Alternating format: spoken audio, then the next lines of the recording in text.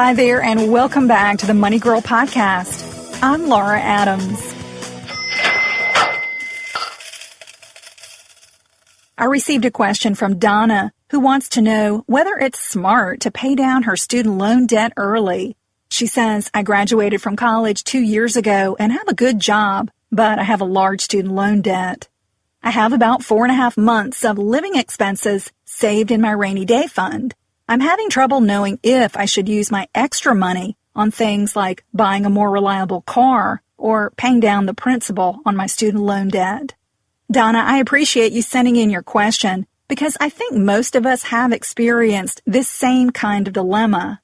When you're trying to decide whether you should send extra payments to pay off your debt, like student loans, auto loans, credit cards, and mortgages, it can be really confusing to know whether doing that will get you ahead financially.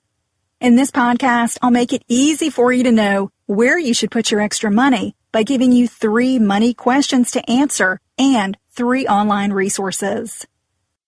Mignon Fogarty here, Grammar Girl. Before you dig into this episode, I'd like to tell you about a fantastic ebook the Quick and Dirty team just released, Tips for Life After College. It's packed with practical advice for the recent or soon-to-be grads you know, or anyone who wants manageable but essential advice for getting a new life off to a great start. I'm excited to be one of the book's contributing authors. I hope you'll take a moment to read a free excerpt now. Just visit quickanddirtytips.com and click the bookstore link in the upper right-hand corner. Okay, the first money question to answer is, do you have dangerous debts? In my new book, Money Girl: Smart Moves to Grow Rich, I give you lots of advice about managing debt. An important point I cover is that your first financial priority should always be to get current with any dangerous debt, like delinquent taxes, overdue child support payments, or a judgment from a collections agency. These types of debts are very serious because they can result in garnishment of your wages or having to serve jail time. Surprisingly, some people ignore them until it's just too late. Money question number 2. Do you have enough cash on hand? If you don't have any dangerous debt looming over you, the next consideration is whether you have enough savings to get you through a financial crisis. You're probably tired of hearing that, but having cash reserves is the only way you'll make it through a rough financial patch without having to make expensive credit card charges or taking out a loan. Losing your job or having a big unexpected expense could make you wish you never sent your spare cash to a lender. So before you ever consider parting with your excess money, be sure you've established an emergency fund at an FDIC-insured bank that's equal to at least 3 months' worth of your living expenses, and ideally even more than that. Money question number 3. Do you invest for the future? In Donna's email question, she said she has over 4 months' worth of living expenses, so I'm going to assume that she's comfortable with that amount. But she didn't say anything about putting money away for retirement. Investing for the future is a critical part of your overall financial health, so you'll need to consider whether your excess money should be invested instead of going toward debt ahead of schedule. Here's a quick and dirty tip. If you can invest and earn more after taxes than the after-tax interest rate you pay on a debt, you'll be better off using your extra money to invest. Here's an example. Let's say Donna's student loan costs her 5% a year, but with the tax deduction she receives for the interest portion, her after-tax rate is just 4%. If she could invest her extra money in a fund in her Roth IRA, that's demonstrated an average after-tax return of 7% over the past decade, she'd be wise to invest her extra money. Getting a 7% return is better than saving 4% by paying down her student loan early.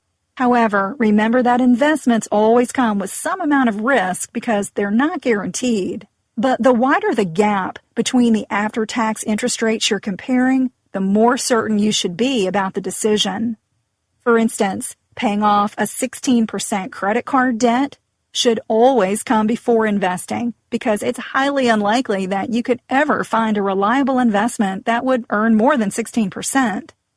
Here's a review of the 3 money questions. Number 1, do you have dangerous debts?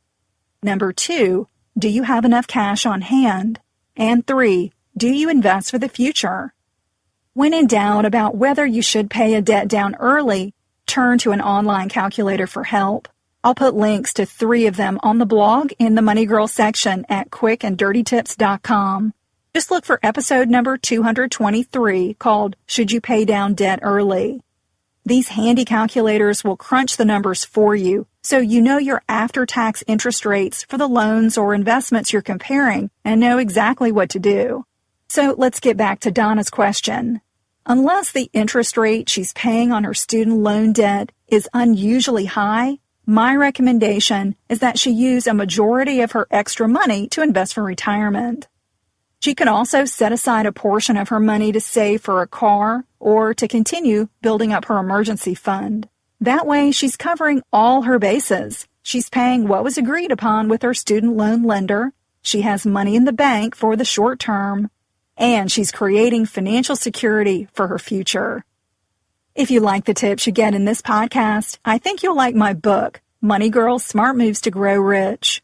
You can find the paperback or the ebook version at your favorite bookstore or online retailer. I'm giving away 2 free book chapters for you to sample at smartmovestogrowrich.com.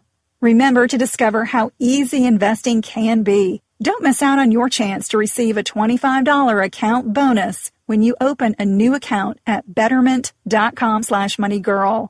And one more thing. To celebrate financial independence this July 4th, I'm giving away a bunch of personal finance books. If you connect with me on Facebook, Twitter, and now on LinkedIn, you'll automatically be entered in the drawing.